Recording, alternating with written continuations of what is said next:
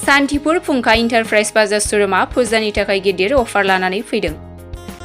गासैबो रोखोमनि गोजाम बाइकखौनो सोलायनानै लांनो हागोन गोदान बाइक।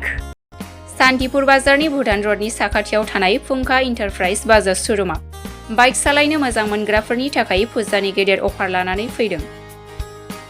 नोंथाङा NS 160 बाइकखौ 13,999, पालसार 150 खौ 12,999, NS 125 खौ 8,999, पालसार 125 खौ 8,999, प्लेटिना 110 खौ 7,999, CT 110X खौ 7,999 डाउन पेमेन्ट होनानै लांनो हागोन। नोंथाङा नोगोद रांजों बाइकखौ बायोब्ला 1,000 केशबेक खालामफिनगोन। बेजों लोगोसे 5 litre petrol free, pressure cooker free, helmet free आरो फ्री लटारि कुपन हरफानाय जागोन।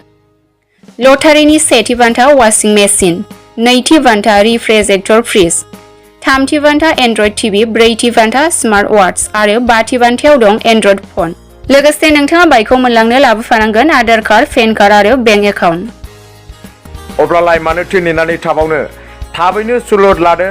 जानबुं नं 7099100995 एबा 6003817191।